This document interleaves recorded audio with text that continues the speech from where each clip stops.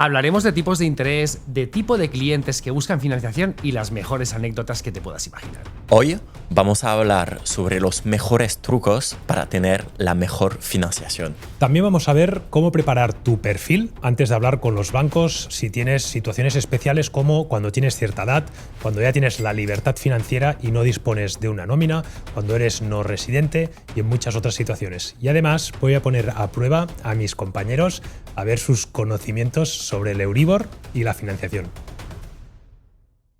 ¿Has pedido alguna hipoteca últimamente? Últimamente sí.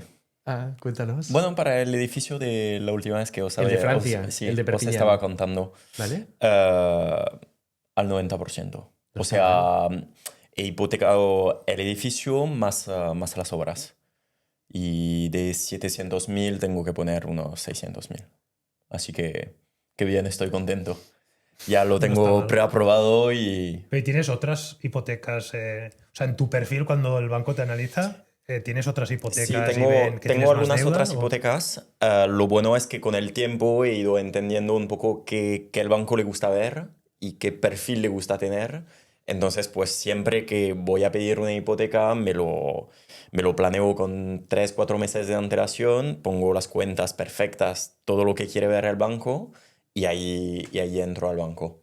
Cuéntanos un poco cuáles son esos puntos que le gusta al banco. Mira, vamos a hacer un poco de hype. Lo dejamos para más tarde, pero Vale. si quieres, os puedo contar mis inicios con el tema de las hipotecas. ¿Sí? Venga. Mira, cuando empecé a invertir, me quedé, bueno, como mucha gente, ¿no? Muy temprano compras un piso o ni un piso y te quedas sin dinero, ¿no? Entonces tienes este cuello de botella que necesitas encontrar dinero por algún lado. Yo estaba estudiando a este momento. Fui a ver 2-3 bancos, 2-3 brokers y todo el mundo me dijo, mira, acabe tus estudios y cuando acabas generas dinero y tal, pues ya hablamos. Digo, hostia, pues yo quiero invertir, ¿sabes? No, es un problema. Y me puse a buscar y como que estaba estudiando, la única cosa que realmente los bancos me recibían bastante bien eran los préstamos estudiantes. Pero tú estabas aquí en Yo España estaba aquí en España. y esto lo buscabas en España o Estaba buscando en donde general? sea donde haya dinero. Dinero fácil. Bueno, O sea, crédito fácil. no dinero fácil, Sí, pero, lo entiendo. pero Crédito. que me den dinero para que pueda hacer negocios, para que pueda comprar pisos, reformar y tal. Y me dieron, o sea, acabé descubriendo esto de los préstamos estudiantes y que son préstamos con un interés súper bajo. No te financian tanto, pero hasta 30, 50, 80 si tienes suerte. Y puedes poner ¿cómo se llama esto? La carencia. Una carencia bastante larga. Como que estás estudiando, hasta 3, 4, 5 años te lo pueden permitir. ¿Y si no pagas, ellos ponen el dinero por ti?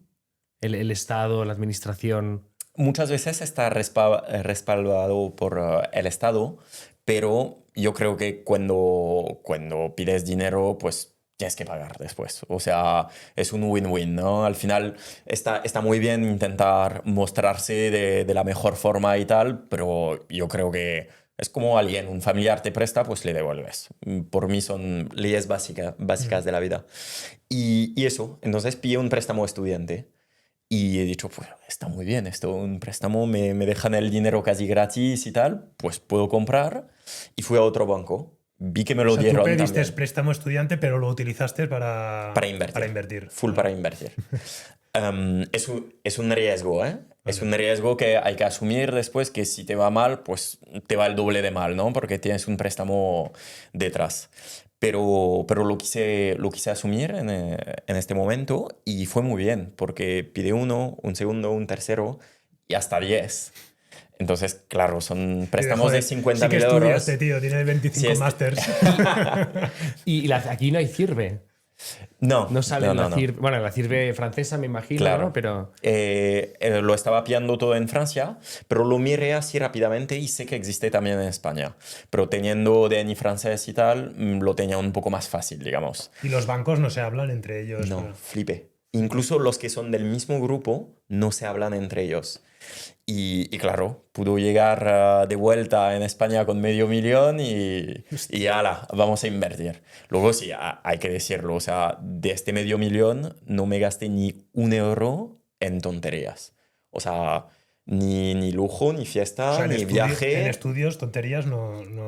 Estudios, Ni uno. tonterías también. O sea, este $500,000 por mí ha sido una forma de empezar a invertir un poco más en serio. Muy bien. Y fue muy como, vale, tengo esta responsabilidad, yo sé que lo voy a tener que devolver, no la vamos a cagar, ¿no? Vamos a invertir bien para que cuando tenga que devolver el dinero, pues sea mucho más fácil. ¿Qué edad tenías para un crédito de $500,000? 18.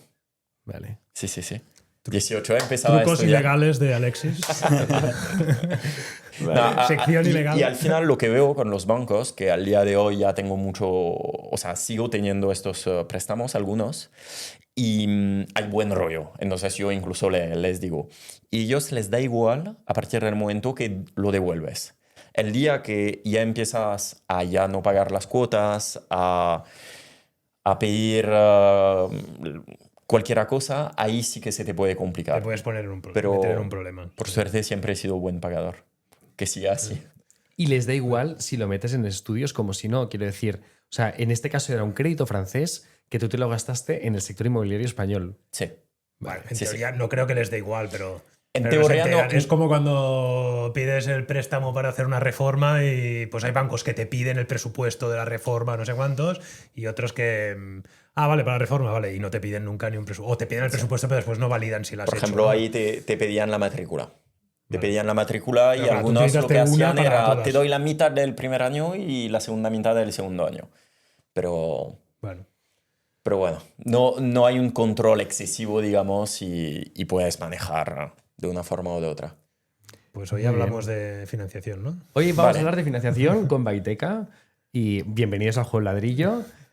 Y estamos con Francisco Santos. ¿Qué tal, Francisco? Pues nada, estupendamente.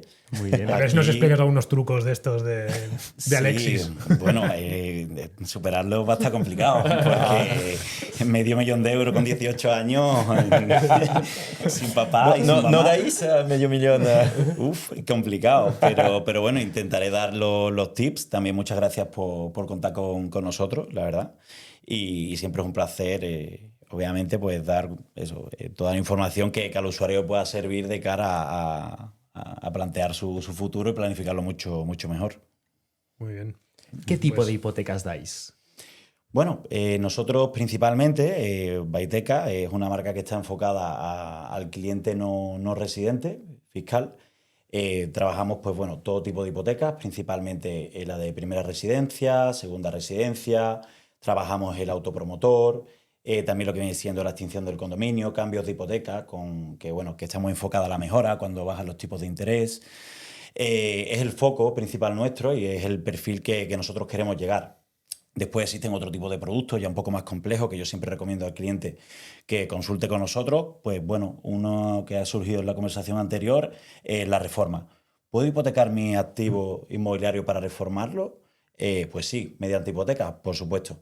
Hay que cumplir una serie de requisitos. Entonces, bueno, siempre recomiendo ahí hablar con profesionales que puedan dar esta información. Y después, a partir de ahí, como bien sabéis, pues tenemos otra rama que está muy enfocada al cliente no residente fiscal, que está muy de moda en España, que la enfocamos a través de la marca Mortgage Direct, ya más de 20 años actuando en España. Y bueno, principalmente pues trabajamos ese cliente que realmente orientamos a la entidad por bien el país de origen del que venga, la moneda en la que esté ganando, la provincia en la que esté comprando, también el ticket es muy importante en este tipo de perfiles y bueno, le damos todo tipo de orientación para que el proceso sea mucho más sencillo, porque en la mayoría de casos ese tipo de cliente no está en España. Entonces va muy a ciegas, hay que ser muy transparente y bueno, también transmitirle esa confianza. ¿Le afecta la CIRBE a un, Por supuesto. también aunque sea extranjero? Sí, porque aquí en España los bancos lo que piden es un credit report, ¿vale? Por eso yo justo te iba a preguntar eso, Alessi. Piden un credit report en el cual, pues bueno, lo que ven principalmente es los posibles préstamos que pueda tener ese cliente y al margen de los posibles préstamos también, en el caso de que no tenga ningún préstamo, le piden cuánto se gasta de alquiler al mes, ¿vale? Porque lo consideran un gasto, ya que para subsistir lo tienen en cuenta como un préstamo. Vale. Pero entonces, en la CIRBE de un no residente, ¿solo miran los préstamos que tienen en España o si tienen hipotecas en su país también Sí, sí. se solicita? Claro, porque en España lo que el banco Porque entiendo que automático... no aparece en la CIRBE, ¿no? Si tú tienes No. un préstamo No, en en Francia. la CIRBE aparece el préstamo de España, En España, vale. ¿vale? Pero sí que en el Credit Report ya aparece el préstamo que tienes fuera de España. Vale. ¿Vale? Entonces, esa información hay bancos que directamente se la solicitan al cliente ya en un proceso mucho más avanzado, Vale. no en el de información previa. Pero el credit report es el mismo cliente que rellena los datos, ¿no? También en algún caso piden que haya verificación. Vale, porque en mi caso, por ejemplo, que estoy haciendo operaciones en España o operaciones en Francia, el acuerdo que tengo casi con todos los bancos es, mira, cuéntame solo lo de España, cogemos el grupo que tengas en España y no tomamos en cuenta el grupo que tengas en Francia. Les gustan que sea bastante separado porque, claro, si a un banco Ingresos español... y gastos, las dos cosas, separado. Sí. Sí, sí. O sea, yo tengo la estructura en España y la estructura en Francia y lo solemos hacer separado porque a un banco español le vas a comentar, sí, tengo una casa aquí y la alquilo aquí y no tienen idea del mercado Ya. y tampoco pueden valorar si estás diciendo las cosas correctas o no. Y es verdad que, por ejemplo, por el último préstamo, yo les dije, mira, yo la mayoría de los activos los tengo en España. ¿Qué hacemos? Y me han dicho, no, mira, nos apañamos con lo que hay en Francia. Si realmente vemos que no sale, no se da la hipoteca, ahí vemos de meter toda la estructura en España. Pero si nos lo podemos evitar, mejor. ¿Y lo Claro. tienes como persona física o jurídica? No, todo por empresa. O sea, tienes una empresa en Francia, francesa y otra Sí, española. tengo un grupo en España, un grupo en Francia. No, en persona física ya Nada. no tengo nada. La verdad que Eres pobre. muy pobre. Oye, y en el caso de Ramón, que tiene una villa en Lombok, o sea, estamos hablando... Todavía no, hay unos ladrillos puestos, están subiendo las Solar. paredes. Claro, estamos hablando de gente que quizás está en Ámsterdam, que está buscando una vivienda en Málaga, ¿vale? Pero para alguien, un español que está buscando invertir en Lombok, ¿también dais algún tipo de crédito? A ver, aquí lo que se puede utilizar usualmente, ¿vale? No se considera como, si va a ser su residencia fiscal, sí que ahí lo que podríamos hacer es algún activo que tenga libre de carga o con poca carga hipotecaria ya y que por tasación pueda salir, pues intentar hipotecarlo para financiar. Muchas veces, en este caso, los bancos sí que te suelen pedir la finalidad de por qué vas a rehipotecar ese activo. Entonces, bueno, se puede utilizar también como vía de financiación. Ujú. Y al revés, si tienes un activo fuera, ¿poder utilizarlo como garantía cuando compras aquí? Posiblemente sí, pero con un banco externo. Vale. Entonces, bueno, ahí, claro, principalmente... ¿Y el banco debería ser de dónde está ese activo?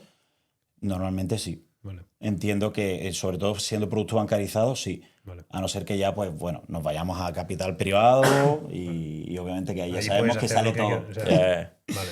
Es complicado, ¿eh? O sea, pedir una tasación en Londres para un inmueble... Sí, bueno, no sé. de mi experiencia, cuando es un banco de otro país, no quiere que metas el dinero en otro país, en un lugar donde no va a tener control y tal.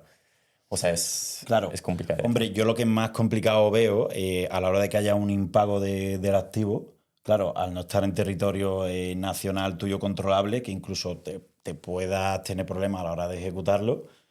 O sea, yo pienso como piensa el banco y creo que también es como tienes que pensar a la hora de asesorar a un cliente o darle información. Entonces, claro, cuanto más complejo y más complejidad tenga el banco a la hora de liquidar el activo, más pega nos va a poner. Claro.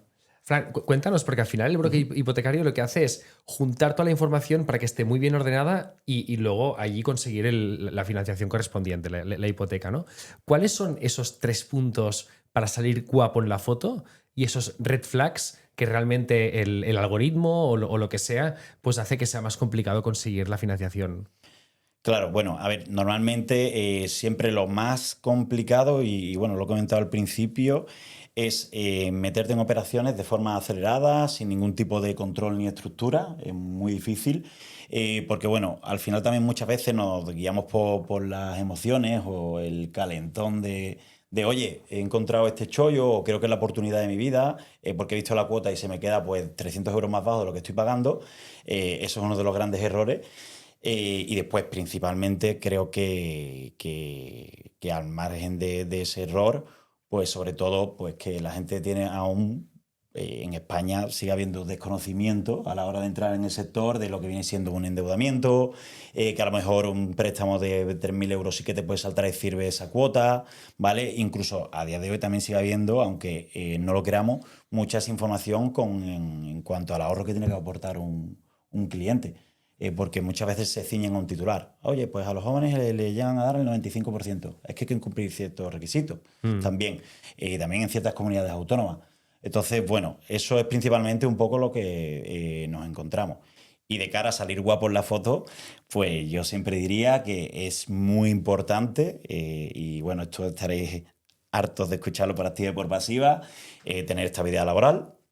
Muy importante, estabilidad laboral. Recurrencia, ¿no? Una recurrencia. Sí, Ingresos estables, ¿no? eso es ingresos estables y sobre todo al margen de esa antigüedad laboral, pues bueno, obviamente algo de ahorro que puedas aportar de cara a la compra que te vayas a meter. Y que tengas incluso más que el ahorro que necesitas, ¿eso se valora o no? Mientras tú tengas ese 20 o ese 30%. Sí, total. Es más, muchos de los compradores, y bueno, vosotros que conocéis mucho el perfil inversor, sabéis que se apalancan teniendo El dinero, capital. sí. Entonces, bueno, ahí principalmente eso ayuda. Vale. Pero bueno, siempre está bien ir bien provisionado y en este caso llegar al banco y, oye, yo quiero solicitar el 95 o el 90% de financiación, que sepas que puedo llegar al 85 al 80%, pero mi intención es esta por el motivo X.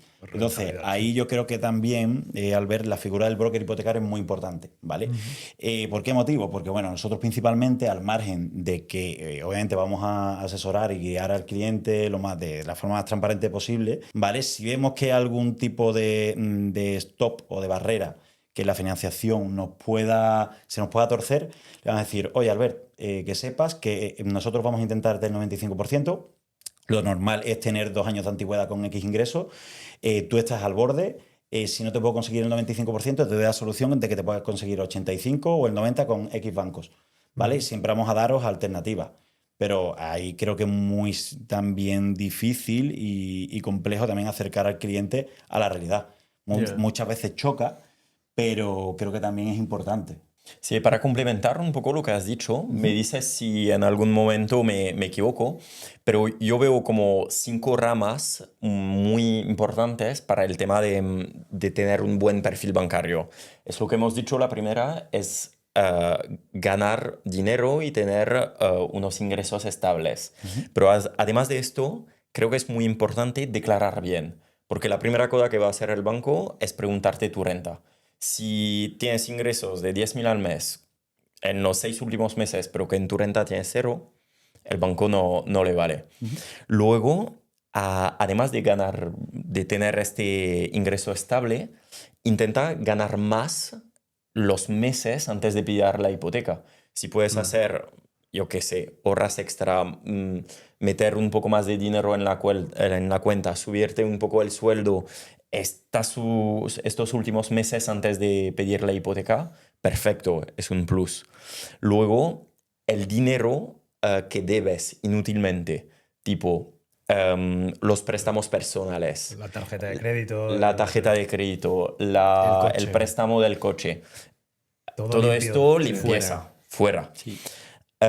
Luego, ahorrar cada mes, que lo hemos dicho también, pero más que ahorrar, yo diría no estar en descubierto y mostrar que el dinero ahorrado lo puedes meter en productos de bancos. Porque les encanta a los bancos que tengas este seguro de vida, que a veces son chorradas, pero les hace muy feliz y te hace subir el ranking. Claro.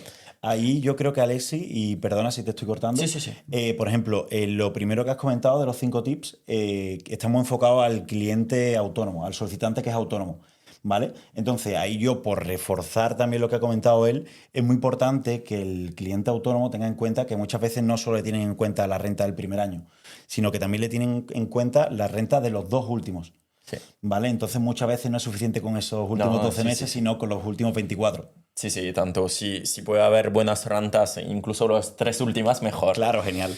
Sobre el dinero ahorrado, un tip que ya he usado algún par de veces es que un amigo, familiar, lo que sea, que tenga dinero te pueda prestar un poco de dinero. Si tienes 20.000 euros más en el banco le hace feliz, aunque no sea el tuyo y le tengas que devolver. Yo lo he hecho un par de veces para llegar y decir, oye, quiero una hipoteca al 80, 90, yo lo podría pagar cash, pero como que tengo dinero me prefiero financiar y le da un poco de seguridad. El cuarto tip para mí sería limpiar las cuentas. O sea, un poco lo que decíamos antes, pero preparar la cuenta bien. Todos estos gastos que vas a jugar al póker, no lo ponga en la cuenta donde le vas a enseñar al banco, ¿sabes?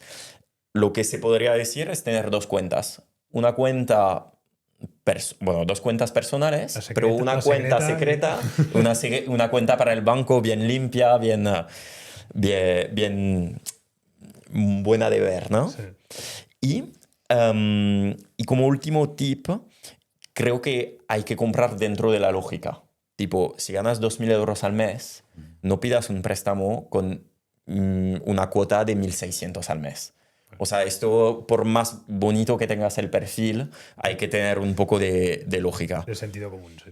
Y yo me iría siempre a un interlocutor que te pueda entender, que sea un banco, un broker, pero alguien que te entienda, porque pues tener el mejor perfil del mundo, si llegas al banco y la persona no es capaz de entender lo que le dices, estás perdiendo el tiempo.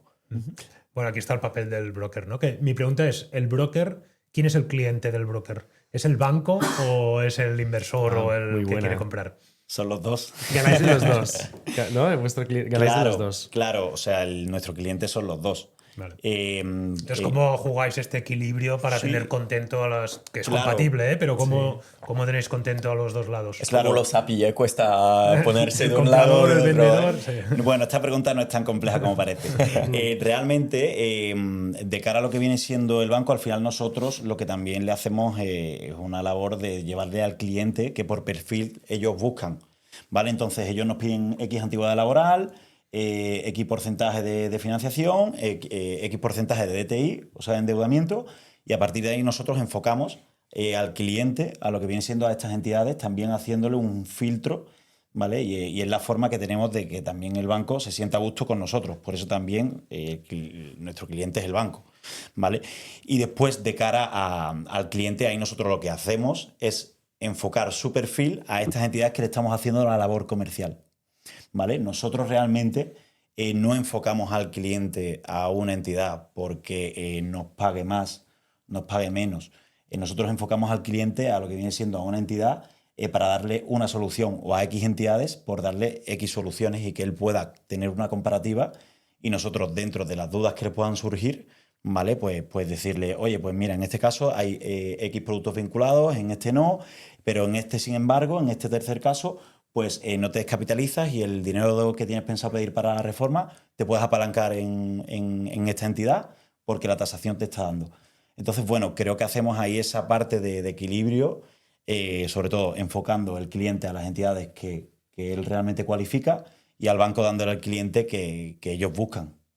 Vale, para entenderlo, vosotros, ¿cómo cobráis? Porque sé que muchas veces los brokers tienen una forma a veces de cobrar el que pide la hipoteca, incluso sin que tenga que pagar. ¿Vosotros cómo lo hacéis? Claro, nosotros, o sea, creemos que los honorarios de los clientes residentes tienen que ir a éxito, ¿vale? O sea, quiero decir a éxito cuando ya la operación se va a formalizar. Vale. Entonces, nosotros estructurando que tenemos 3 modelos de servicio, también trabajamos un modelo gratuito, ¿vale? Porque creemos que hay cierto perfil que no tiene esa complejidad y que es mucho más sencillo darle opciones que operaciones que puedan ir algo más tensionadas, no por a lo mejor el porcentaje de financiación, sino porque el perfil es un poquito menos bueno, ¿vale? Entonces, a partir de ahí, nosotros sí que ya, pues, dependiendo de un poco el perfil y del tipo de operación, sí que podemos cobrar. Pero siempre cobramos en fase de FEIN, ¿vale? Nuestro servicio principal es asesorar al cliente. Oye, que el cliente acaba sin formalizarle el producto con nosotros no le vamos a cobrar, ¿vale? Porque nuestro trabajo no está hecho, no está formalizando un producto que nosotros le hemos intentado dar como solución para comprar esos activos. Existe cada vez menos empresas que solo cobran al éxito. O sea, creo que es una forma también de demostrar, oye, vamos a lo Claro, que vamos. vamos o en sea, no serio. es... También creo que es importante que el cliente sepa que cuando nosotros estamos cobrándole, ¿vale? O sea, no le estamos cobrando porque, bueno, que queremos sangrarle, ¿vale? Le estamos cobrando porque nuestro equipo está especializado en su operación y ese tipo de operaciones pues conllevan mucho más tiempo. Y si quieres tener a los mejores en tu equipo, quieres que te den una solución 360 del préstamo que estás solicitando y tú al final quieres tener un asesoramiento 24/7 vía telefónica, un mensaje directo y correo electrónico, es la única forma que tenemos nosotros monetizando más las operaciones, obviamente sin que el cliente se sienta incómodo, no comisiones pues de X mil, Ya. ¿vale? Entonces haces residentes, no residentes. Ajá. ¿Y qué? ¿Has dicho una tercera? Bueno, no, de las 3 vías que tenemos en la parte residente, tenemos una o sea, una gratuita y 2 de cobro, Vale. ¿vale? Que van por la atención de la operación, del 80 al 90 cobramos una membresía y del 90 al 100% otra. Vale. ¿Vale? Bueno, si queréis puedo decirlo tranquilamente. La membresía que nosotros cobramos del 80 al 90 son 1.850 euros a éxito. Comparas con los brokers Está bien. del Está bien. sector. Sí, sí, está muy bien. Y es a éxito, pues bueno, es un muy buen servicio. Y después sí que todo lo que cede del 90 al 100%, tenemos un tramo que va de 1.850 hasta 4.000 aproximadamente, ¿vale? Que lo que va a depender esa variación principalmente es un poco, pues bueno, la complejidad de la operación. ¿Vale? Al final O nosotros... sea, hacéis a medida, analizáis el Total. cliente y decís, pues en tu caso tendría este coste. Eso Y- es, se llama élite, que vas un poco más a medida del cliente. Y nuestro objetivo principal es que la operación no se nos caiga, ¿vale? Y prestarle el servicio al usuario. ¿Y allí serían personas jurídicas, como decíamos antes del crédito promotor? ¿O no? Estamos hablando de una persona física. No, estamos hablando del particular, sí que es verdad que, bueno, sabes también que, bueno, dentro de los productos que he comentado al principio que trabajamos, muchas veces compran con nosotros empresas. Entonces, bueno, sí que en el caso de empresas tendríamos que ver también porque a veces, como son plazos diferentes, ya sabes que no son hipotecas a 30 años, los bancos de cara a lo que viene siendo el producto cuando adquiere una empresa, para ellos tienen mucho más riesgo, suelen ser tipos superiores. Sí que ahí suele subir un poco la comisión. Vale, para mí la pregunta importante es, a nivel de intereses, que pasemos contigo o con cualquier broker puede ser interesante respecto a una persona que va a tocar la puerta del banco. O sea, el trato que vosotros vais a tener con el banco es diferente a lo que puede tener una persona cualquiera. Yo tenía, de hecho, tenía apuntado una cosa para verificar contigo si era cierta o no. Yo tengo un muy amigo mío que trabaja en una oficina de una entidad bancaria, no voy a decir cuál, y el tío me decía, Queremos nombres aquí. estaba indignadísimo. No, que hay brokers que tienen mejores condiciones en mi propio banco del cual yo trabajo, soy empleado y vendo hipotecas, tienen mejores condiciones que yo. ¿Esto es verdad? Sí, yo sé qué banco es, tampoco lo voy a decir, pero bueno, sí, principalmente sí. Entonces, bueno, a ver, nosotros también trabajamos a volumen con las entidades, ¿vale? Y ya no es solo eso. Al final también un poco, Alexis, es lo que yo comentaba al principio. Enfocamos al cliente a la entidad. Entonces, está el cliente que busca tipos y no solo estamos dando un tipo de interés que cuando sale a la calle puede llamar a la puerta de cualquier oficina, ¿vale? Sino estamos dando 3 donde va a poder comparar, ¿vale? Y después, obviamente, también sabemos dentro del perfil de ese cliente, pues hay clientes que a lo mejor sabemos que no lo podemos rascar por tipo de interés, pero le decimos, oye, pues mira, en este caso, Ramón, que sepas que este 2,2 que tienes con tu entidad no te lo voy a poder mejorar, pero te puedo conseguir un 2,3 sin productos vinculados.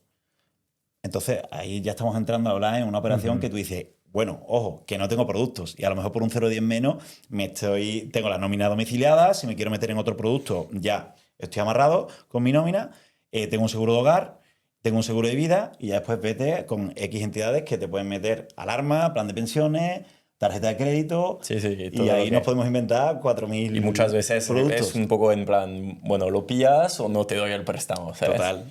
O sea, yo paso un tiempo a cancelar las cosas a veces después que me saldría a cuenta pillar un broker y no tener productos.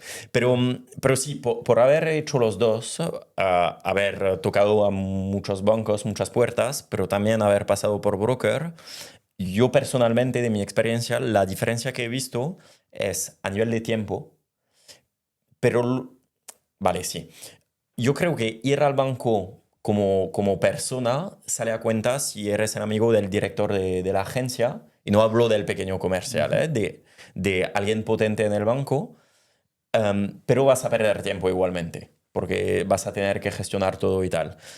Y pasar con broker te ayuda a tener una perspectiva un poco más general, de poder tocar un poco 10 bancos a la vez y una ganancia de tiempo. Y creo que lo importante es que en todo, por esto, pero en todo en la vida, gestionar un poco qué vale tu tiempo y cuántas horas, cuántos días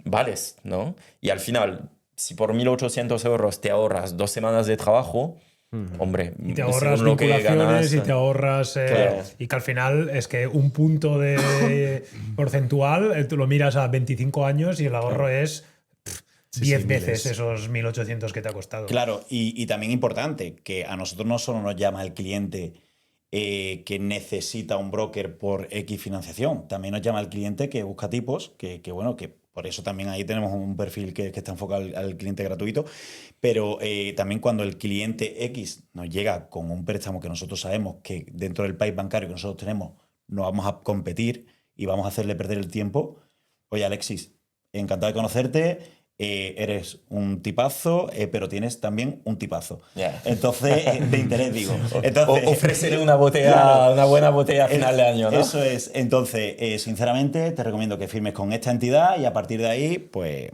Yeah. gracias por contactar con nosotros. También. O te hacen una oferta de trabajo para que busques hipotecas Ya, tan ya, buenas como claro, las que también. tienes tú. No cierres bancos. Sí, ¿y hacéis refinanciaciones también? Decir, oye, pues yo tengo una hipoteca con una entidad bancaria de hace 10 años, ¿os lo puedo enseñar para ver si se puede mejorar? Sí, claro, cambios de hipoteca, por supuesto. ¿Vale? Hacemos el cambio de hipoteca, que bueno, el cambio de hipoteca sí que está mucho más enfocado a hacerlo mediante cancelación, ¿vale? Y después también trabajamos la subrogación, que bueno, la subrogación no se trabaja mediante lo que es la cancelación, ¿vale? Ya, es un tema de números. Eso es. Sí. Oye, Francisco, la bola de cristal no la tenemos y estos días hemos estado hablando de lo que está pasando en Irán y tal, pero con todo lo que está sucediendo a nivel de incertidumbre, ¿cómo irá el tema del tipo de interés? ¿Ahora qué recomiendas? ¿Una fija o una variable? Yo siempre recomiendo la fija, pero bueno, porque los estudios dicen que a futuro pagan menos intereses, ¿vale? Pero también depende un poco de qué enfoque de producto vas a buscar, porque si vas a conseguir o estás buscando una hipoteca que vas a liquidar en 3 años, por temas de cancelaciones y demás, también te sale mucho Yo soy más, pro fijo más siempre. a O sea, cuenta. yo quiero saber lo que voy a pagar Ya. y que después me sale que me ha salido peor después de 30 años. Pues Más vale, que una pero, mixta. pero Pero yo a ver. sabía lo que tenía que pagar, me encajaban, me salían los números y... Sí, yo os voy a contar una pequeña cosa. En Francia no existe variable. Y llegué aquí y visto esto de variable y tal, no entendía nada que cambiaba y yo decía, pero ¿qué es esto? Y cuando te pones a pensar, es una Bueno, y tontería el mixta variable, también, ¿eh? porque Fija si baja, tú vuelves a negociar con el banco. Entonces, no acabo de entender de que el riesgo de tomar un variable para ganar unos pocos porcentaje que te puede joder luego en 15 años. Cuando si pillas el fijo y que luego ha bajado mucho, vuelves al banco, oye, vamos a negociar, si no me voy a otro banco y ya está. Ya. Pero aquí en España el perfil sigue siendo mucho más conservador y también tienes que tener en cuenta que viene muy escarmentado, e incluso gente que ni siquiera en esa época podía sacarse hipoteca del año 2008, que cuando el Euribor estuvo al 5,40. Entonces, bueno, a partir de ahí, Albert, yo te diría, si tuviese la bola de cristal, pues posiblemente no estaríamos aquí, estaríamos en un yate que tendría navegando el Caribe. Pero sí que te diría que creo que se van a mantener a finales de año como a principios, si geopolíticamente realmente se mantiene todo. Pero bueno, el Euribor empezó el año más o menos en torno al 2,25, 2,30. A finales de marzo hemos estado al 2,90, ¿vale? Y actualmente hoy, si no me equivoco, está al 2,70. 2,715. 2,715. Entonces, bueno, ahí principalmente tampoco me la quiero jugar, pero sí que las previsiones, además de entidades, que suelen ser bastante certeras, dicen que el cierre del año, aunque los problemas que hay actualmente, cerrarán 2,25, 2,30. Ahora creo que es verdad que hemos pasado de el Euribor está polarizado en negativo, en vez de estar tan alto, a estar en una parte un poco más estable, porque no llega a estar en torno al 3 y pico como en 2003, 2020, o sea, 2023, 2024, pero tampoco llega a estar en negativo. Me estás jodiendo el test, ¿eh? Tenía un test, ¿sí? tenía un test de preguntas que os iba a hacer. Ya Sácalo. has respondido ya casi a todas las preguntas. Ya. Creo que vamos a perder, ¿verdad? Sí, Sí. exacto. Tenía claro que iba a ganar, pero ahora Igual creo que todavía lo he visto más claro. esto es un pensamiento, pero creo que las hipotecas, si te la dan, siempre es bueno pillarla. O sea, en cualquier momento, que suba un poco más o baja un poco menos, estamos hablando de 2-3%. Ahora mismo en el mercado inmobiliario hay pocos productos que te dan menos que esto. Ah, bueno, claro. Claro, por ejemplo, ¿qué tipo de interés hay en Francia? Un poco menos incluso. Ah, un poco menos. Sí. Sí, un pelín menos. Pues no sabía yo ese dato. ¿No? No. A ver, Y no, en no está Francia bien. Si no está en el test, ya le No puede está en dar, el test, ya le no puede está en dar el punto. test. Mierda. Y en Francia las hipotecas son a tipo francés, de este estilo que primero pagas más ¿no? intereses, ¿no? Primero pagas intereses y luego pagas. Sí. O sea, depende de si hay una carencia o no, pero normalmente Sería la sí. hostia que el método francés no se aplicara Fuera en en, Francia, ¿no? sí, en Dubái. Sí, el método de Dubái Bueno, aquí en pasan Francia. cosas así a veces. Bueno, ya. Vamos, hago las preguntas. Venga, va. Sí, pero tengo una pregunta Sí. antes. No hemos dado nombre de bancos. Soy inversor, quiero comprar mi tercer piso mañana, porque aún no quiero ser gran tenedor, ahí estamos. Pero, ¿en qué banco voy?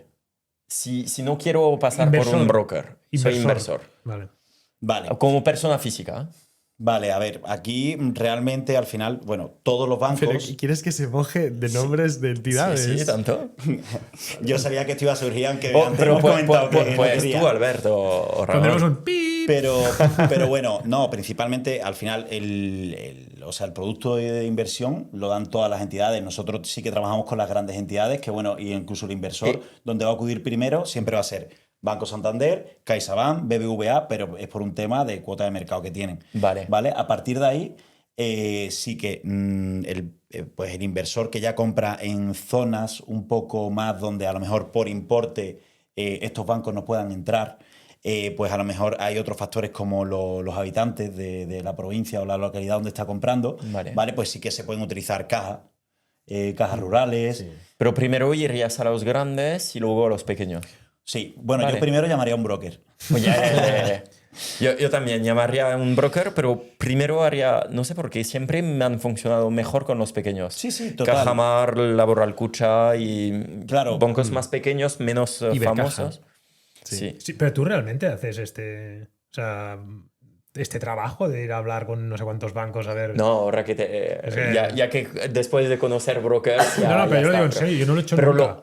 yo lo he tengo hecho mi mucho banco tiempo. donde he mucho trabajado, donde he tenido yo mi dinero en mis productos toda la vida, como máximo consulto ahí a ver qué condiciones hay, pero si compro un piso en Alcoy, yo no me voy a ver qué cajas hay en Alcoy. O sea, es que no es ni mi trabajo yo ni venía lo que con- decías tú antes. Con mi tiempo, ¿no? PowerPoint impreso, le enseñaba todo y para que me digan, oye, sí, mándamelo todo por mail. Un ya. broker. Es que yo os siempre tengo lo he que hecho con decir, broker. Yo ya también lo he hecho y no es porque Baiteca ahora esté delante, pero lo he hecho y al final me he ido a un broker porque es mucho más fácil. es que- Mi padre trabajaba en una entidad de color azul, yo he tenido hipotecas en una roja, hoy tengo hipotecas en 2 entidades Pero, naranjas. Albert, que queremos nombres aquí. No, da igual. No hacemos... Pero es Ya lo verdad he dicho. que al final el broker es que es como muy fácil de entras, te lo ordena, te facilita, te pregunta lo que sí, lo que no. Esto no se lo vamos a decir, lo vamos a decir de esta forma y es mucho más fácil, incluso más económico. O sea, es que Sí, es mucho más fácil. 100%. Jueguito. Venga, va. Y después más preguntas, que tengo Sí. más preguntas. Uy. Es muy fácil, Pero es que nos va a ganar. Casi Fran. que casi que no, que no No tienes participa. que dejar Ya. un poco de tiempo Sí, con exacto. Albert. Sí, si sí. no- Primero responden ellos y después Venga, ya. genial. Alguna ya la ha respondido, ¿eh? Venga, ¿cuál ha sido el máximo histórico mensual del Euribor a 12 meses y en qué año ocurrió? Pero, o sea, ¿lo abres a la ventana de los últimos 50 años? Cuando había. Desde que existe el Euribor. Pues después de la crisis, ¿no? ¿Cuándo es, el cuándo es Euribor- esto? Hostia, aquí no, nos vas a pillar. Lo ha dicho antes, ¿eh? Soy muy mal alumno. No he escuchado bien. No, pero yo soy el más viejo de la sala y yo me acuerdo en su momento gente que decía que los tipos de interés estaban Pues no sé. Es verdad. No, es verdad. pero ahí había Euribor. No, claro, Tú quizá no hablas ahora de existía. hace... Claro, en la época de nuestros padres Ya- está al 17%. Sí, Exacto. Pero Te no, iba a era decir al no había 12. Euribor, ¿no? No. No. Simplemente pedir dinero valía el 15. Desde Y que aún hay así Euribor. lo hacían y aún así ganaban dinero, ¿eh? O sea, Sí, hay que decirlo. Bueno, porque un pisito te costaba 60.000 pesetas. Bueno, no te enrolles. ¿Cuánto? No ¿Qué, lo sé. qué Euribor había? El máximo. Mojaros. O será un 10 o así, ¿no? ¿Un 10? No, yo como Euribor te diría un 4, un 3. Lo has dicho antes, ¿no? 5,40, pero creo que era 5,42, ¿no? 5,39. 5,393. Ahí ¿Y en estamos. qué momento fue y por qué? Julio del 2008. Julio 2018. 2008. ¿Y, sí. y por qué? ¿Era un tema geopolítico? No, porque al final lo va a Bueno, la contar. bolsa Era fue, con- fue de la la crisis, Con ¿no? la crisis, sí. De 2008. 8. Pues, Ah, 2008. No me vale, parece bien. tanto, ¿eh? 5. Ya, bueno, Claro, pero el problema de aquella época era que, claro, que los créditos iban pues, prácticamente todos al 100%, 110. Y además Sí, la sí. gente no les devolvía. Claro. Cómprate la tele y el coche y el no Y sé cuánto. entonces, imagínate un crédito a 30, 35 años con tanto capital, pues ahí le suman los intereses Sí, sí. y sobre todo al principio de los préstamos. Verdad, dejadme poner una falca, que estos días, o sea, en YouTube no paran de salirme anuncios o cosas que han pasado estos días en Coachella. Pero es que, no sé, las últimas 48, 72 horas veo muchísimos conciertos que si David Guetta con el Berghain, se ve que el 80% de la gente que va en el Coachella ha financiado las entradas del Coachella. Hostia. Que me parece una barbaridad. Que vale, ¿Veis? que- Esto va en la cuenta que no se enseña Exacto, al banco. la que no le enseña el Esto póker. no lo tienen que ver. La del póker y las apuestas. Exacto. La del póker. Vale, os he preguntado el más alto de la historia, ¿cuál es el más bajo que ha alcanzado el Euribor en toda su historia? Ah, y año. O sea, bueno, fecha y... No he revisado yo. No, tampoco. ¿No? Será 0, No. ¿No? Bueno, no digo nada. Didi. 0,9. 1,2. Por debajo del cero. Negativo. Ah, por debajo. Sí. Ah, es verdad, un momento. Pero no hace tanto, Yo, además. yo creo ¿no? que lo sé. A ver. Menos 0,5, menos 0,6. Menos 0,5. 19, 20. Enero del 21. Pero Era Menos antes 21. pre-COVID esto, o ¿no? sea, yo No, tengo. después post- del COVID. Ah, Después. Yo ahora mismo Claro. tengo una variable de Euribor más 0,30 del 2011, muy buena, la verdad es que no me puedo quejar de una de estas naranjas. Y en ese momento, ¿qué significa cuando está en negativo? Pues que no pagas intereses. O sea, pagas solo la parte del Capital. del inmueble, del capital. Ujú. Vale, está guay. No, el banco no te Joder, da que está interés. guay. Estaría No, bien, hostia, pero- Cobras, mira, no Moni. cobras. Oye, mira, ya he Moni. recibido mi pago de la hipoteca, ¿no? Vale. ¿Qué año vivimos la subida más agresiva del Euribor en menos tiempo? Pues en la crisis será lo mismo, 2008. El COVID. Puede ser. 2008, por mí. No. No tengo ¿Lo ni sabes? una buena. Creo que puede ser 2024. 22. ¿El COVID? 22. Ah, pasa Bueno, es después no, de- pero después del COVID se bajó a tope. Empezó aquí a llover el dinero por todos lados. En el 21, esto el menos 0,5. Después empieza a venir la inflación, no sé qué, empiezan a subir. Y en 2022 pasaron del menos 0,47 hasta el 3,018. Sí, justo más pillado, porque además me acuerdo que en julio de ese año 2021, no, de 2022, mi hermana se estaba sacando la hipoteca y fue de Y las está pocas ahí ya que cerró ahí al 1, 1,10, ¿sabes? Y corre, Antes de corre, que- que tenemos que firmar porque es que me pilla la nueva subida. Sí. Que al final, un poco, para mí, la lectura aquí es, hostia, en la subida más bestia de toda la historia en un año, o sea, ponle del 0 era menos 0,5, pero del 0 al 3. No me Hostia, parece una locura. una hipoteca al 3, o sea, con el Euribor al 3, tampoco es asumible. Es asumible, ¿no? Es que yo creo o que sea, en hice Estados una Unidos, hipoteca en en Estados Unidos 2022, En tienen... México. Total. Y tenéis que tener en cuenta que el Euribor no es como lo comercializan los bancos. Al final, muchas veces el Euribor ha estado al 3%, justo el año pasado, en 2024 incluso. Y hay bancos que estaban vendiendo productos al 2,5, 2,3. O sea, que al final no es la forma no es la guía de producto estrella, ¿sabes? Ojo, también es verdad que nosotros estamos acostumbrados al pisito barato de 100.000. Pero yo tengo un colega que se compró un piso por 1.200.000 y claro, el Euribor, entonces sí que, o sea, te puede cambiar 300, 500 euros fácilmente un mes. Y por mucho que tengas los dos buen sueldo, ojo. Pero cuando te compras un piso a 1.000.000, 300 más, 500 más o menos, tampoco lo notas tanto, creo. Ya. Bueno, es lo que pasó cuando subieron tanto los tipos que salió no sé cuánta gente de es que no puedo pagar, no sé qué. Y no sé si se llegó a hacer algo desde el gobierno de no dejar subir las variables o no me acuerdo qué se estuvo planteando, no sé si se hizo o no. Pero es rollo, hostia, vale. Y la cara de primo, ¿no? Del que la ha hecho fija. Este ha pagado siempre. Ya. El otro ha pagado lo mínimo y a la que le sube y ya no... ahora ya no quiero pagar, ¿no? Y lo pagamos todos Típico. porque lo paga el gobierno para ayudar al que la tenía variable. Pero bueno.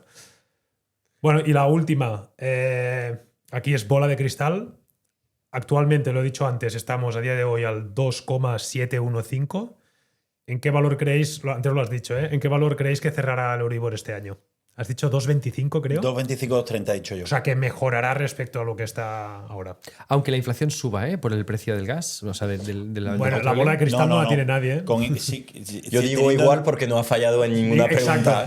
Digo exactamente la misma respuesta. En las dos siguientes del 5,4 o 5,39 sí. Entonces, a ver, obviamente la inflación y los factores geopolíticos pueden afectar mucho. Sí. Bastante, pero si se mantiene todo en orden, yo creo que puede cerrar en torno al 2,25 2,30.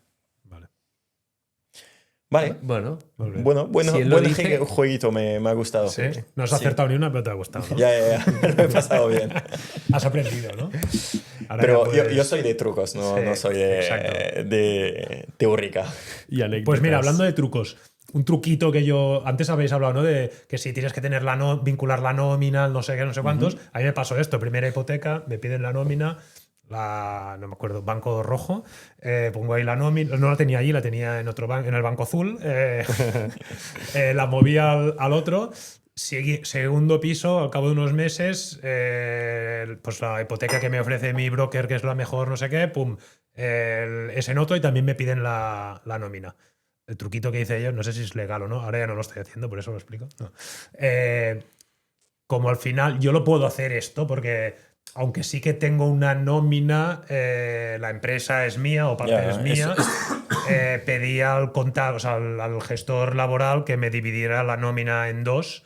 No hay problema con esto. Y lo que me hacía es yo cada mes recibía media nómina en un banco y media nómina en otro. Y como esas mitades eran superiores al mínimo que te pedía cada uno de los bancos, me bonificaban en los dos lados. Claro, ahí no suele haber problema. No había problema. Igualmente también intentabas buscar entidades que le valga el ingreso recurrente, que cada vez también hay más.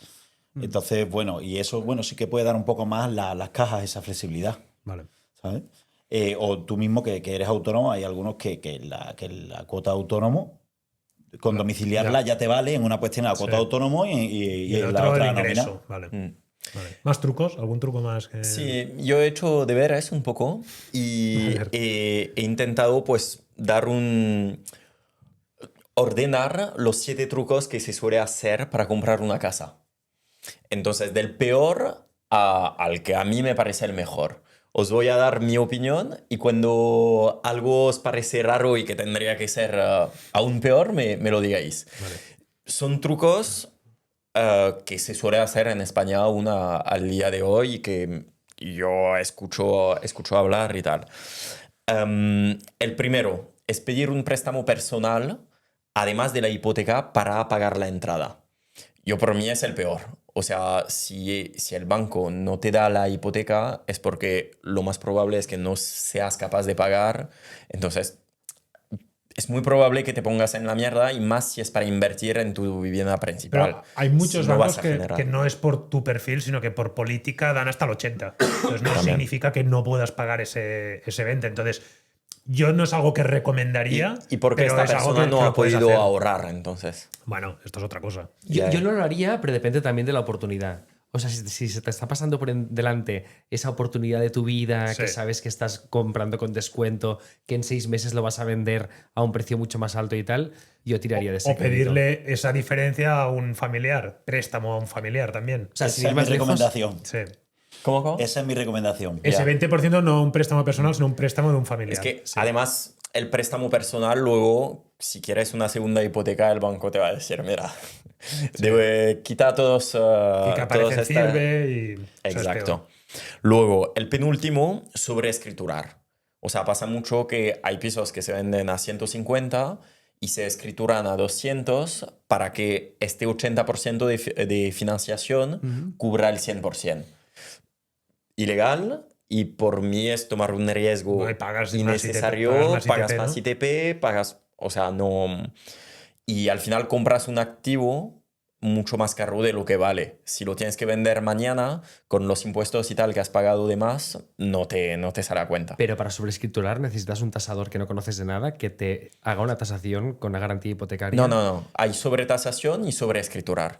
Yo te digo, en notaria, un piso que el vendedor lo vende por 150, escriturarlo en 200. Y luego lo que se suele hacer es dar un cheque que nunca se pone en caja. Que es cuando se va al lavabo el notario, ¿no? Exacto. Sale un momento y vuelve a entrar.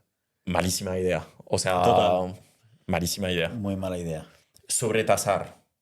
No me parece muy buena idea tampoco, porque al final estás hinchando una valoración y al final esto es una debilidad. El día que lo quieras vender y tal puede llevar a bastante problemas. Está bien si lo hace el vendedor, pero el comprador que no lo haga. Comprar entre varios. No lo sé. Puede salir bien, puede salir mal.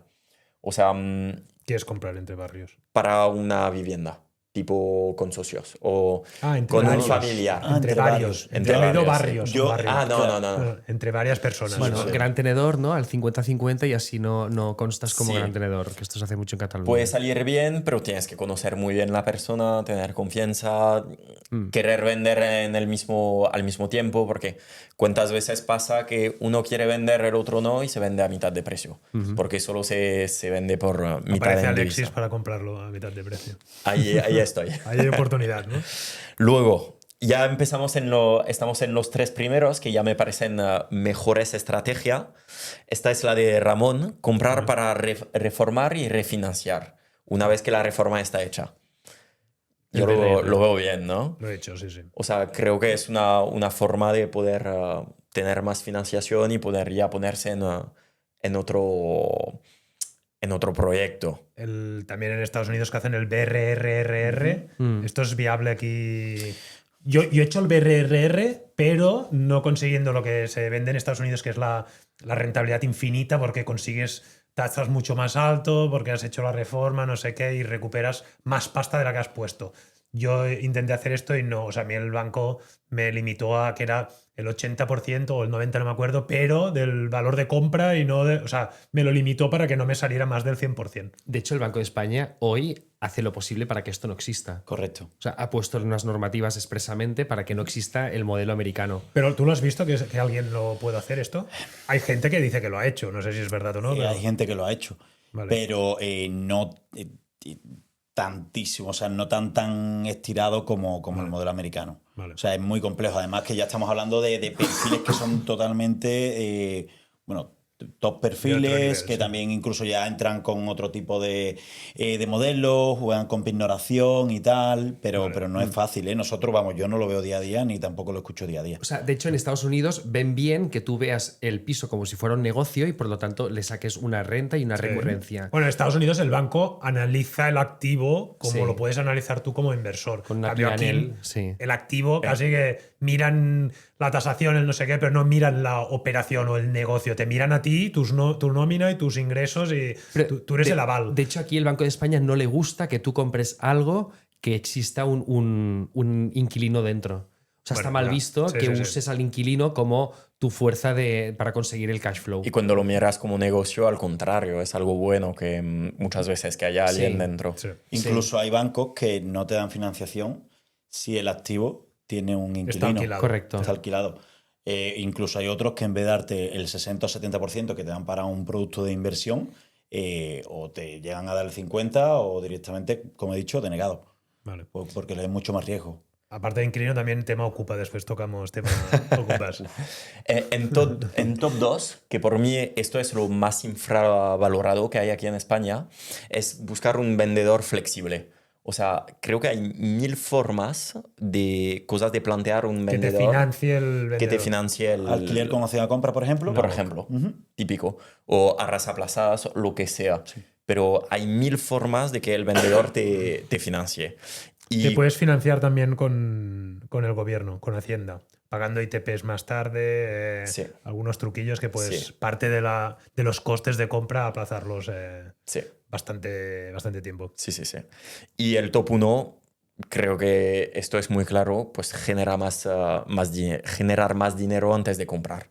O sea, creo que la clave para tener una buena hipoteca y tal es generar dinero. Tienes un negocio, enfócate en esto, gana más dinero y vas a poder comprar más y hipotecar más. Total. Creo que es básico.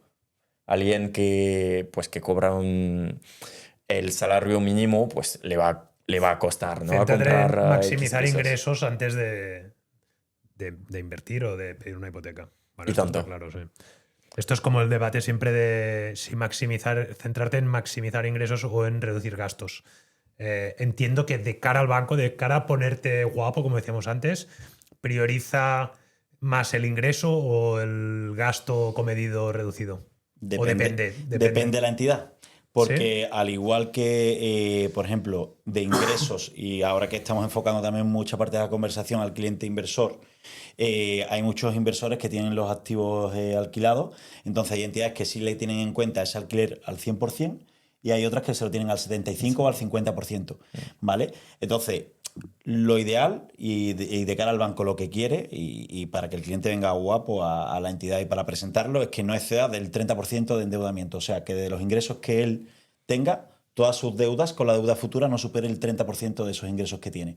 ¿Vale? Y ahí ya entra pues el alquiler al 50 o al 75% y demás.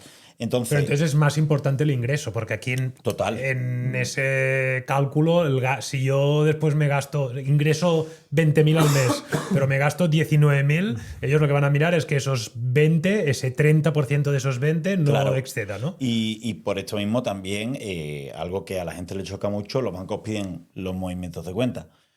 Porque tú puedes ingresar ¿De mucho. cuánto tiempo? Más o menos. Últimos 3 meses. Últimos Pero claro, si tú a final de Sin mes... ir al casino 3 meses. Si tú al final de mes pues tienes unos ingresos recurrentes en los cuales pues después de pagar tu alquiler te estás quedando a cero y la cuota pues prácticamente lo mismo que tu alquiler, al banco le chirría un poco. ¿Vale? Igualmente si continuamente en los movimientos estos de los últimos 3 meses pues ven que tienes descubiertos continuamente, por mucho que tengas una cuenta de ahorro, también se levantan las orejas. Entonces un poco... ¿Cómo lo hacen? ¿Hay un machaca ahí mirando pues extractos o hay una IA? Esto es una IA, ¿no? Un semafórico que directamente No sé, ya... Tal cual. ¿Sí? Sí, sí. O sea, tiran los documentos ahí y ya les saca el perfil O hecho. sea, tú subes del CSV, ¿no? Y con eso ya se ve el red flag. Y claro, ojo, que sí que hay entidades que directamente, como nosotros le enviamos la operación ya digitalizada, pues sí que en el primer vistazo muchas veces los movimientos de cuenta lo miran a la antigua. Ratón arriba, ratón abajo. Vale. Y bueno. ¿Pero hacéis vosotros un prefiltro de esto o claro. lo hacéis vosotros Sí, solos? sí. Total, aquí al final nosotros también, entre los servicios y bueno, en el servicio de un broker está el pedirle esa documentación al cliente, el requerirle, pues bueno, en ciertas épocas del año, por ejemplo, ahora destacar que ha empezado la campaña de la renta. Oye, entiendo que la renta ha empezado hace 2 días, como quien dice, sé que no vas a tener la renta del ejercicio 25. Pues bueno, dame el certificado de retenciones que tu empresa te ha tenido que dar en febrero. ¿Vale? Entonces ahí intentamos ir un pasito por delante de lo que nos va a pedir el banco y al margen de eso, pues si te da una nómina desactualizada, una vida laboral también que tenga más de X meses, toda esa información al cliente se le indica. Fran, yo he estado durante muchos años haciendo tasaciones y siempre le recomendaba al cliente que en vez de contratar la tasación a través de la entidad financiera, lo hiciera él directamente para tener en la carta y luego ir al azul, al rojo o cualquiera, o al amarillo. Total. Te lo digo porque luego también me he encontrado con... La última operación fue una pignoración en la que el banco, hasta último momento, última hora, no me pasaba toda la información de lo necesario y tuve poco poder de negociación. Dicho esto, y vosotros al final trabajáis para ambas partes, pero si veis que algo se está encallando para una entidad financiera en concreto, ¿le dais la opción de poder abrir a otra entidad? Sí. Sobre todo para que haya cierto... O sea, siempre me ha dado la sensación de que he tenido poco poder de negociación y han jugado sus cartas a nivel de tiempos para que yo no tuviera tiempo para tal. ¿Qué recomiendas aquí? Claro, a ver, nosotros principalmente, si vemos que en vez de una hay 2, 3 soluciones, vamos a tirar siempre por las 3 vías, ¿vale? Pues al final también las probabilidades las estamos aumentando. En este caso, porque bueno, en lo que te ha ocurrido a ti, Albert, es muy sencillo. Oye, no sé qué bank, que sepas que como estás parando la operación, actualmente la tenemos avanzada, la tenemos solicitada a tasación y el informe llegará en 2 días. Entonces, o aceleras o el que sepas que el cliente se va a decantar por otras 2 opciones que pueden ser X o Y. ¿Vale? Entonces, bueno, ahí también nosotros, además que la interlocución que nosotros tenemos con el banco es directa. ¿Vale? O sea, nuestro consultor. ¿Y el cliente final llega a negociar con vosotros? Decir, oye, mira, no me gustan estas condiciones, si no me bajas un punto o 0, algo por aquí, yo no acepto. Claro, claro. Sí, sí, y eso es parte de nuestro trabajo. También sabemos cuándo tenemos márgenes tanto para abajo como para arriba y también qué probabilidades hay de que la oferta pueda subir si pasa X periodo de tiempo. Y justo ahora que ha habido subida de tipos igual, pues oye, hay bancos que a lo mejor han reajustado un poco el tipo de interés y han subido 0,10 las ofertas que nos lanzaron hace un mes o un mes y medio. Vale. Entonces todo eso se lo intentamos transmitir al cliente. Oye, pues mira, Albert, por favor, intenta decidirte porque, bueno, de las entidades que hemos enviado a la operación, hay una que tiene tal tipo de interés que nos ha dicho que en el caso de que no avancemos va a tener que subir tipos porque va a hacer una subida de tipos de interés generalizada por X. Y ahí toda esa información os la damos. Está bien. Oye, alguien que ya consigue la libertad financiera y ya deja el trabajo y solo tiene ingresos de los pisos y quiere seguir comprando, ¿qué puede hacer? ¿Qué puede hacer? Sí. Bueno, a ver, obviamente si tiene capital, pues seguir invirtiéndolo. Pero para poder financiar estas inversiones, estas compras. A ver, creo que hay un punto importante. Si hablamos de libertad financiera, entiendo que lo que genera con los pisos ya genera más de lo que le generaba el sueldo. Sí. Sí, es igual. O sea, vamos de esta base, ¿no? Donde iba es que ha dejado el trabajo, por lo tanto ya no antes, para llegar a ese punto, todos los activos que ha comprado tenía su nómina y cada vez iba teniendo más pisos, más ingresos de esos pisos que le cuentan el 70, el 50, el 100, depende de la entidad. Y ya llega un momento que con esos ingresos de los pisos puede vivir, deja la nómina y entonces solo tiene los ingresos de los pisos. ¿Cómo puede ir a pedir otra hipoteca? Obviamente ya no le gustas tanto al banco, si ya no hay una nómina. ¿Qué restricciones te encuentras? ¿Cómo puedes seguir poniéndote guapo para poder ir a pedir el préstamo? Claro, bueno, ahí al final una de las cosas que comentaba antes Alexis, que bueno, principalmente es tener toda la información, porque bueno, ahí ya pasas a ser rentista, toda la información en renta. Eso y es especulador también, ¿no? Rentista y especulador. Puro especulador, como me gustan, ¿eh?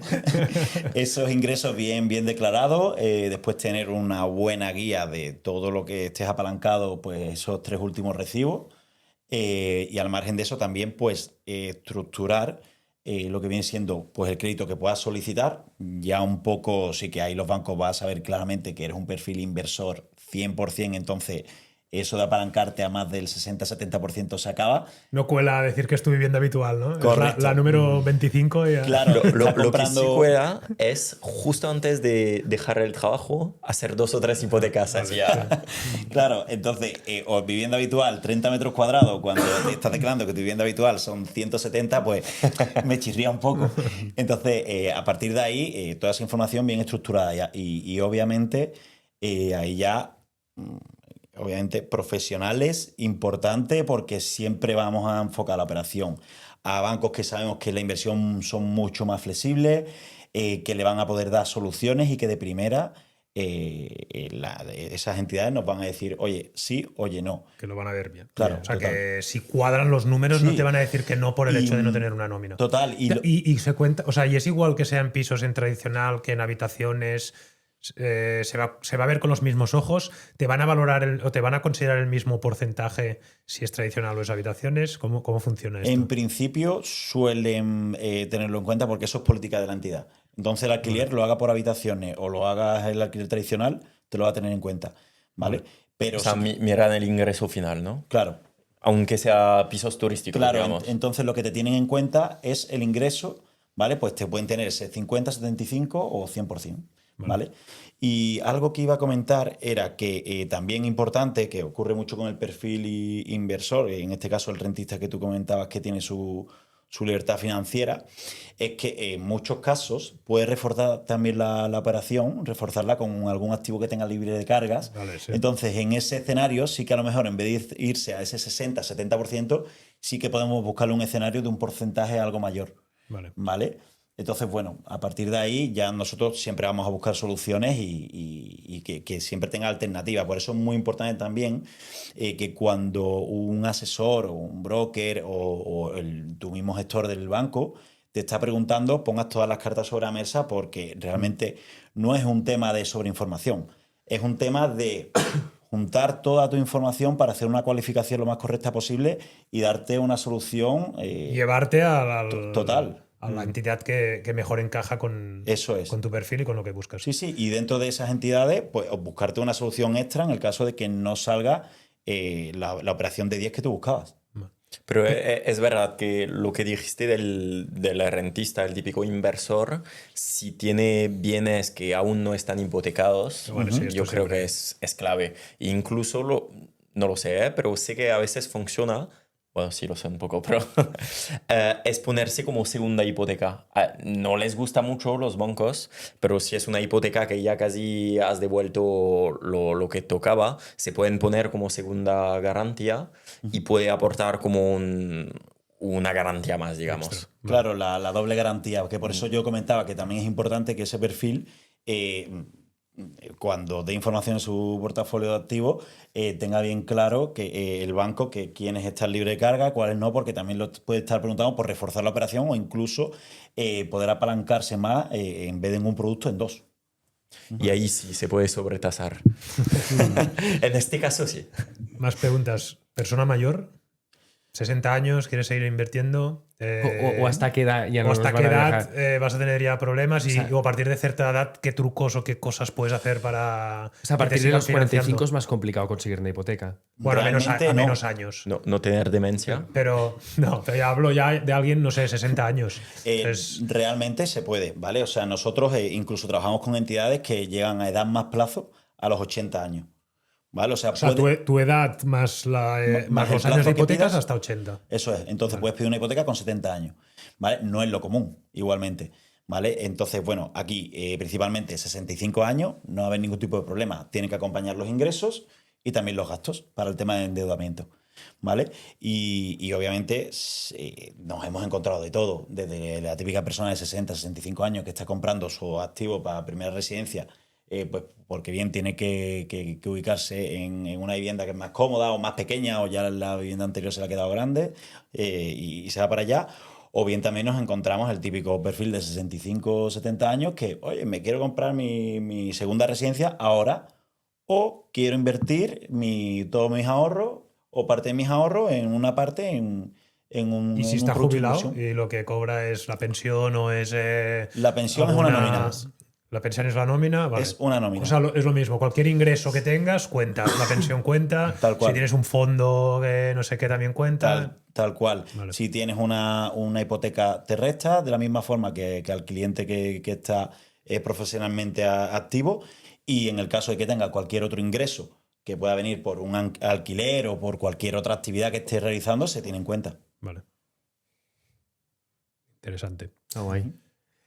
Vale, Planeando el futuro, ¿eh, Ramón? Sí, no, ya Sí. estoy ya. ¿No? Bueno, para todos los casos, para todos los que nos escuchen, Y bueno, seguro que hay todas las edades. Albert ha dicho antes también lo del tema que a partir de los 45 es más difícil. No es más difícil. Es más, si creo que la media de España está de solicitud de hipoteca en 41 o 42 años. Sí, cuando te vas de casa a los padres, ¿no? Claro. Entonces, ojo. Ya. ¿En serio? Ya. Hombre, no sé cómo es Es la edad duro. media de irse de casa a los padres, pero Es no duro. sé. Debe ser la más alta de Europa, seguramente. Bueno, yo me acuerdo. Ya, o sea, ya, mi seguramente. primera hipoteca fue en 2011 y ya en su momento, yo tenía 24, 25 años. ¿No? O sea, pero ya en su momento se decía de que la gente se iba de casa a los 32 o 33. Evidentemente este número ha He venido subido. a bajar la Claro, media. Sí. Ocupas, venga, hablamos de ocupas. Sí. ¿Qué pasa cuando cuando hay Ocupas. Yo, de hecho, yo me he visto en esta situación de comprar un piso con Ocupa e intentar financiar. Lo he contado varias veces en redes. ¿Qué pasa, Alexis? Cuando lo digo, me dicen yo tengo de la todo. solución cuando hay Me Ocupas. insultan, me dicen que es mentira, no sé qué, pero yo me mantengo. Cuéntanos un poco. No sé si habéis tenido algún cliente, alguna operación que el piso estuviera ocupado, si se puede o no realmente financiar. Yo no pude, ¿eh? Yo cuento mi historia de cómo lo intenté. No lo pude financiar, pero creo que si lo volviera a hacer, conseguirías. creo que lo conseguiría. Con matices, ¿eh? Como por ejemplo que el vendedor no puede ser un Mentiroso. fondo, tiene que ser un particular, haciendo cosas grises, obviamente, pero cuéntanos. Claro. A ver, yo, o sea, dentro de los años que llevo en el sector de la intermediación, en mi entorno directo sí que es, o sea, directo, no hay nadie que haya conseguido hipotecar un activo con Ocupa, Nadie. pero yo sí que estuve gestionando una operación en 2021, si no recuerdo mal, que bueno, que realmente el banco no quería acceder porque la vivienda tenía una puerta anti-ocupa. Entonces no quería acceder porque encima en la nota siempre salía que el activo estaba ocupado. Entonces, claro, ahí tuvimos todo el problema de que, bueno, la misma comercializadora del activo tuvo que decir que no y en la visita de tasación ya se comprobó. Pero en el círculo mío cercano y, bueno, nosotros en la parte de intermediación que hacemos no hemos financiado ningún activo con Ocupa, que sepamos. Vale. ¿Lo intentaríamos? Sí, yo creo que sí, ¿por qué no? Creo que hay que intentarlo, igual que tú lo has intentado y no has podido, sabiendo que es algo muy complicado, pues yo creo que no estaría de más intentarlo. A ver, a ellos les debe llegar ya el producto limpio, entre comillas. O sea, os llega una tasación, entiendo, y el tasador pone que no está ocupado. Sería esto. Sí, pero no. O sea, el problema es que si tú intentas fingir que Sí. ya no está ocupado para que el banco te financie, entonces el vendedor, si es un fondo, él te lo vende a un precio de que está ocupado. Si se entera de que ya no está ocupado porque realmente ya lo has desocupado, pues el fondo va a decir que, oye, pues ya no te lo vendo a este precio, ahora te lo vendo al precio de mercado, ¿no? Entonces aquí es donde entra el conflicto. Y después, donde yo me encontré, o sea, yo esto lo pude manejar bien, pude incluso tasar, ¿vale? Pero donde estuvo el conflicto y que lo intenté 2 veces esa misma operación y al final no pude, es que el fondo, sí o sí, para él en la escritura de compraventa tenía que aparecer una cláusula bien grande que ponía que estaba ocupado y que yo asumía la situación, los riesgos, etcétera. Y el banco, si aparecía esa cláusula, no firmaba. Entonces aquí es donde se quedó bloqueado. Entonces por eso decía que si el que te lo vende no es un fondo que te va a exigir todo esto, si es un particular, no sé si el particular puede aceptar no poner nada en la escritura de compraventa y Es un y riesgo el para banco... él, ¿eh? Ya, pero y el banco no se entera de que no está ocupado porque tú tienes una tasación. Quizás porque has negociado con el Ocupa y el Ocupa se marcha cuando vienen a hacer la tasación y el tasador está engañado pensándose que está vacío, o quizás porque tú ya has negociado con el Ocupa antes, lo has sacado y cuando va el tasador tasa porque realmente el Ocupa ya no está, no se lo cuentas a nadie, pero te puedes Y mi encontrar en estos... recomendación, firmar raras, sacar el Ocupa y luego hacer la tasación y todo y ya está. O sea, Entonces- si lo puedes sacar... Sí, pero entonces tienes lo que mucha gente le gustaría poder comprar pisos con Ocupa, no tiene el capital como para comprar sin financiación. Yo todo esto lo hice al final tranquilo, porque sabía que tenía, si no salía bien, de hecho yo este segundo intento que hice en el notario, yo ya había hablado con el notario, le expliqué la situación y le dije, oye, si no sale, tener preparado el plan B porque voy a... O sea, ese día se compra el inmueble, lo compraré sin financiación y ya está. Pero hay mucha gente que le gustaría entrar en este Sí, tipo de activo y no puede pues- porque no tiene... Pues no mejor, puede comprar sin mejor que no financiación. entre, porque tal cual está la situación hoy, si alguien no se puede comprar un piso que está ocupado cash y estar dispuesto a no ganar ni un duro durante X años, Sí. pues que no lo haga, porque se van a financiar, van a Sí, sí. tener una cuota y no la van a poder devolver Total. y va a ser un lío. Y aquí estoy con Alexis 100% porque al final es lo que hablábamos antes, la planificación. Esto entra en la planificación. Entonces, si tú no tienes esa parte, y ahí es donde vienen las malas prácticas y por eso a la gente se le caen las operaciones después de los bancos. Ah, es que el banco no me ha dado la financiación. Sí, pero es que estás comprando un activo que para el banco ya tiene un riesgo, que es que tú posiblemente cuando empieces a pagarme la cuota vas a tener un Ocupa ahí sin saber cuántos años. Entonces la probabilidad de que tú me dejes de pagar es muy alta.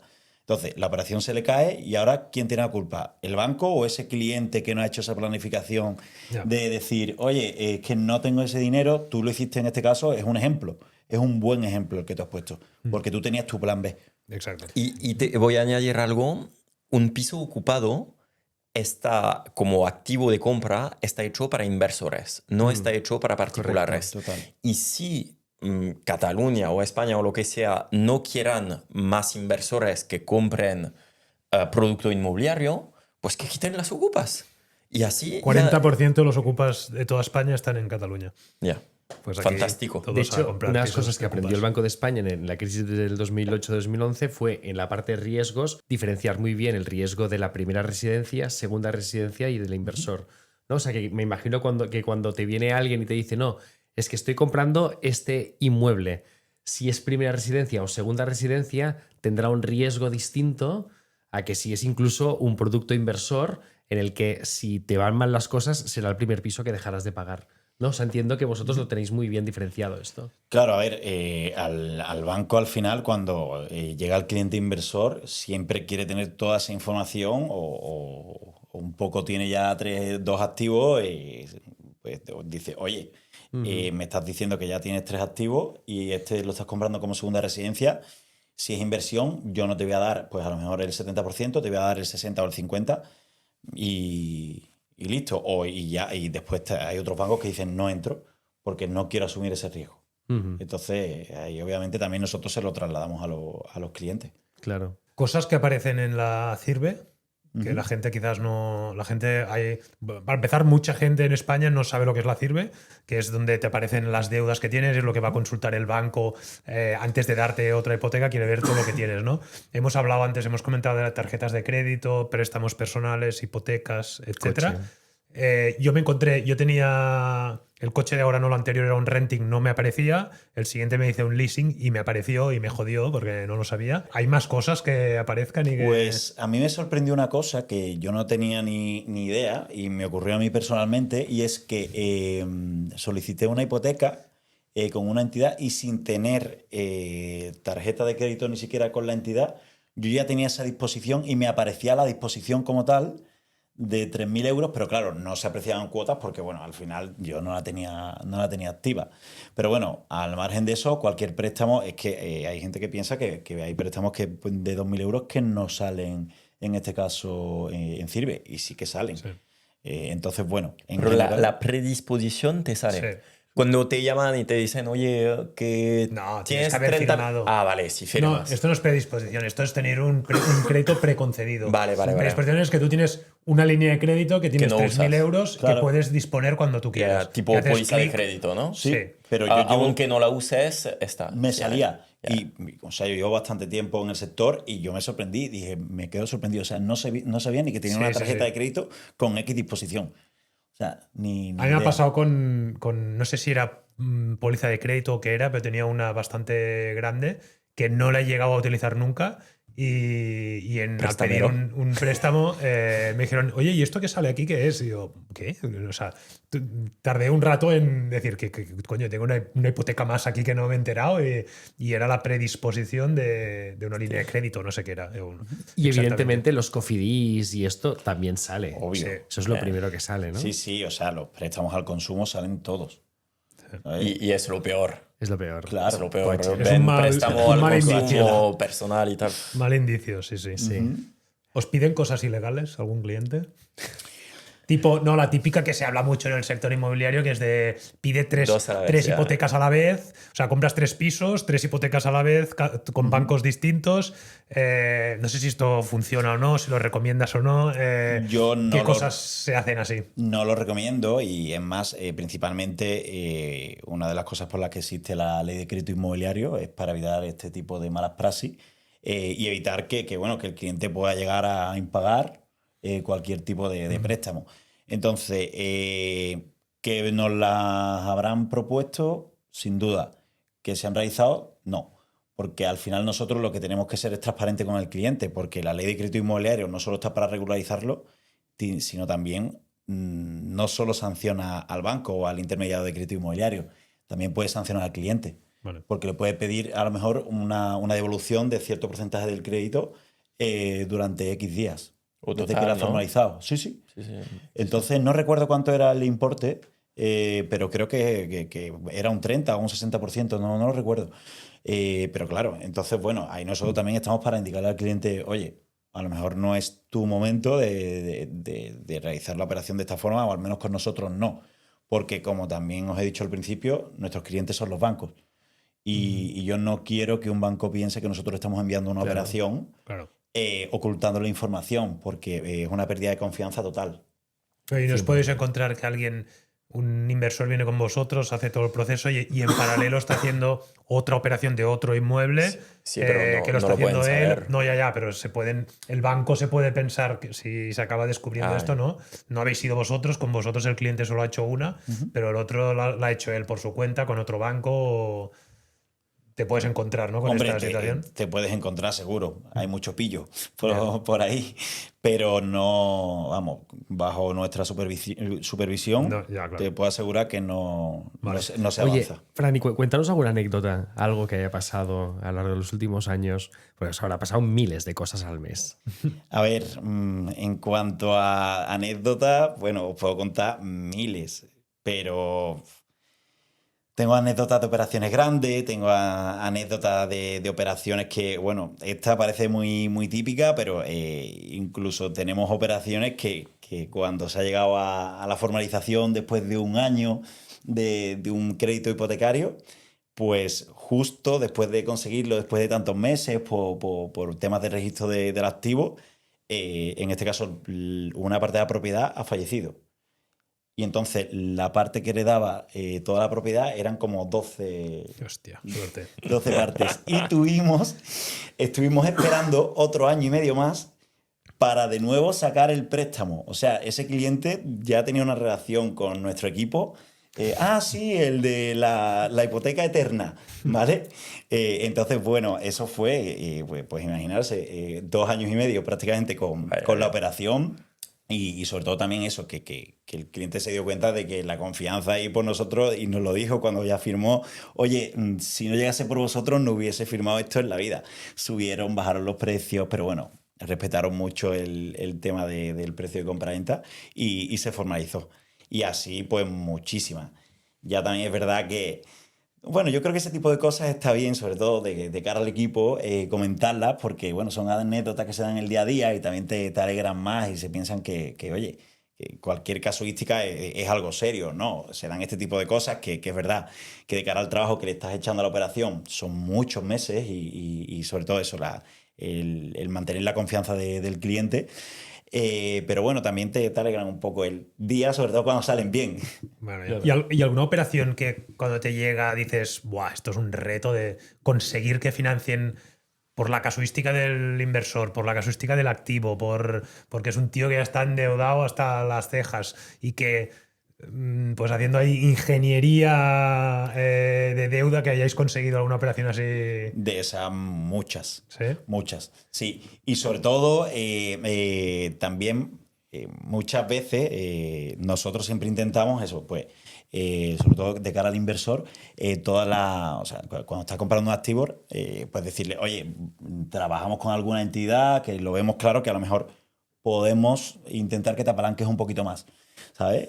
Pues ya incluso nosotros meternos en ese problema, pero viendo un poco también el tipo de operación que han tenido y ahora de repente, pues que por cualquier motivo haya tenido algún tipo de descubierto y bueno, ahí ya sabes que empieza la historia a decaer, tienes que pedirle al banco X y bueno. Pero bueno, y en ese caso sí que lo que ocurrió, si no recuerdo mal, que estaba comprando el tercer activo y tuvimos que meter en la propiedad al padre, ¿sabes? Entonces, bueno, ¿Como cotitular de eso la es, hipoteca? ¿O? claro, pero ya sabes que bajo la ley de crédito inmobiliario, desde junio del 19, realmente ya forma parte de la propiedad, ¿vale? O sea, 50% préstamo, 50% propiedad. Entonces, claro, cuando fuimos a formalizar, después de, bueno, todo el mareo que hubo y demás, claro, el hijo, al tener el padre, pues, al tener otros hermanos, no quiso que se hiciese de esa forma. Entonces, bueno, Ahí, imaginaros el. O sea que si tú entras el como caos cotitular en la hipoteca, también entras como cotitular en el inmueble. en la propiedad. Sí, puedes entrar, pero un porcentaje de la propiedad tiene que ser tuyo. Vale. No sabía esto. Sí, antes no, ahora sí. Antes, por ejemplo, tu padre podía ser titular del préstamo contigo, pero sin tener nada de la propiedad. Y ahora sí que tiene que tener una parte de la propiedad si entra en el préstamo hipotecario. Vale. Está bien. Muy bien. Bueno, muy interesante. Interesante. Sí, sí. Hemos aprendido de punto Muy algunas bien. cosas yo. Sí. Y ganaremos tiempo a pillar un broker. Ya tenemos nuestro broker de confianza. Exacto. Ayudáis en la planificación de. O sea, no solo una Patrimonial. hipoteca, sino, oye, pues mira, yo en los próximos 5 años quiero comprar 10 activos. Ayudáis o sea, acompañáis a ese inversor no solo en buscar las 10 hipotecas, sino en cómo estructurar todo, qué priorizar, cómo organizar, cómo. No sé. Claro. ¿Ayudáis en todo esto? Claro, a ver, al final nosotros lo que hacemos es que con toda esa información previa que nos está dando el cliente, intentamos planificarle esa primera, segunda, tercera inversión con la que vaya a contar con nosotros y a partir de ahí ver qué disposición es la que tiene tanto de los ingresos que tiene con los gastos y decirle, oye, pues a lo mejor si en este activo están metiendo un 30%, si conseguimos apalancarnos pues un poquito más o aportas otro 10%, dentro de X vas a conseguir pues que en la próxima financiación consigamos ese 70% y puedas meterte en el siguiente activo, pero dentro de X meses. Vale. ¿Sabes? Cuando ya O sea, marca justo- diferencia Sí, que planifiquemos juntos, inversor, broker, Total. las próximas operaciones, en lugar de ir operación a operación, marca la diferencia de lo que se puede conseguir de financiación. total, porque al final nosotros vamos a conocer la operación y bueno, nuestros consultores trabajan también muchas operaciones son recomendadas. Entonces, cuando un inversor se siente cómodo, ¿dónde va a acudir? Bueno, pues con la persona que le ha ayudado en esa primera, esa segunda operación y ya se conoce directamente todo. Entonces aquí, oye Ramón, ¿qué tal? Pues mira, ya te vas a meter en tu tercer activo, magnífico. ¿Cómo te fue con este segundo? ¿Ya lo tienes alquilado? Recuerda que te dije que tenías que tener alquilado hace más de 6 meses. ¿Vale? Entonces ahí ya entra un parámetro de cosas que toda esa información nosotros al cliente cuando está comprando ese activo de inversión le damos esa información para que todo eso lo tenga en cuenta. Perfecto. Pues Muy ya bien. sabemos. Muy interesante. A planificar Sí. las próximas compras. Pues nada, Fran, gracias y gracias también a la audiencia. Cualquier cosa, lo vemos en comentarios, dadle al like, suscripción. Exacto. Podemos dejar un enlace por aquí abajo. si Dejamos alguien aquí abajo un le enlace. interesa. Y Poner comentarios, un poco que Comentarios. nos aburrimos a veces. Queremos ver lo que hay. que nos critiquen, ¿no? que nos quieran. Venga, nos vemos en el siguiente capítulo. Chao. Gracias. Gracias, chao. Chao.